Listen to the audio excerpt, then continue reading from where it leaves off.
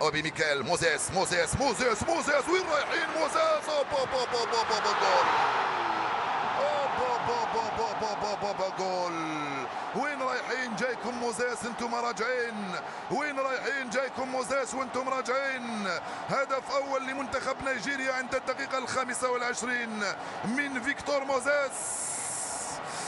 اي اي اي اي اي اي اي اي اي هدف اول لمنتخب نيجيريا من امضاء موزيس. الان سيخرج اللاعبون الجزائريون من منطقتهم، الان سيخرجون، الان سنشاهد ردة الفعل، الان سنشاهد قدراتهم الهجومية.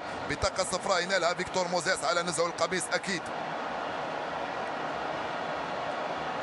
جاي فيكتور موزيس، انتم راجعين للخط الخلفي. من العمق توغل فيكتور موزيس، مر الكرة للاعب جزائري وترجعها مرة ثانية. اوبي ميكيل فيكتور موزيس راجعين للخلف. فيكتور موزيس هشام بالقروي رجع له الكرة وسددها على يمين الحارس رايس وهاب بولحي مفتتحا مجال التسجيل لمنتخب نيجيريا. الهدف الثامن لفيكتور موزيس مع منتخب نيجيريا في 27 مباراة لعبها. لا لا لا لا لا لا لا شالك متقدم شويه، يعني تقريبا يلعب كرقم 10، يعني قلب الهجوم. حذري من موزيس، خطيره التغطيه من محمد زيتي. حذري من الخطا من إنياتشو لصالح منتخب نيجيريا. إنياتشو ما زالت عنده الكره، يرجع للخلف لصالح المنتخب. ضعي تسلل.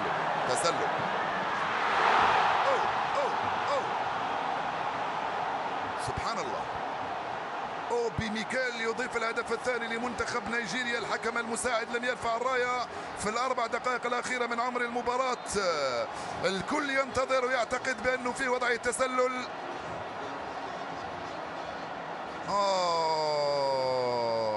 هدف ثاني لمنتخب نيجيريا من جون اوبي ميكيل عند الدقيقه 42 من عمر المباراه.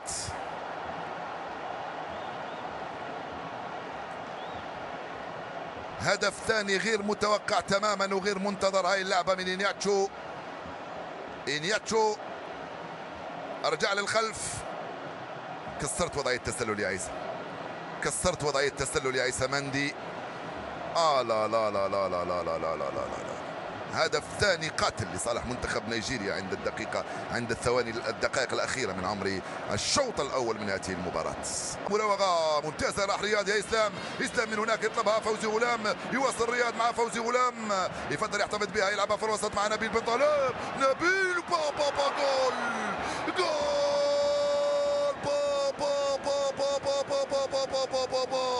من أين لك هذا الصاروخ يا نبيل؟ من أين لك هذا الصاروخ؟ أرض جو يا نبيل. جول يعيد به الأمل نبيل. هدف يسوى ذهب، يسوى الماس، ويسوى نيجيريا كلها يا نبيل. رياض محرز انطلق، رياض محرز أصر، رياض محرز رجع لنبيل. صاروخ هذا يا نبيل. بوم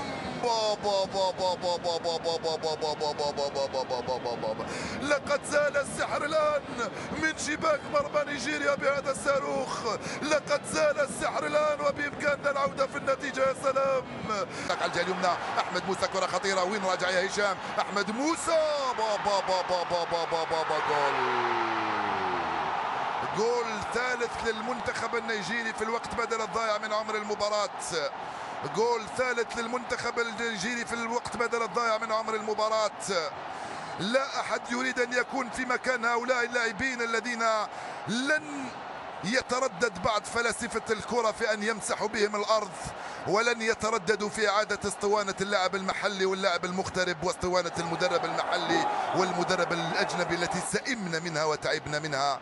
هم مجموعة من الشبان لم يترددوا في بذل مجهودات كبيرة اليوم أمام منتخب نيجيري قوي.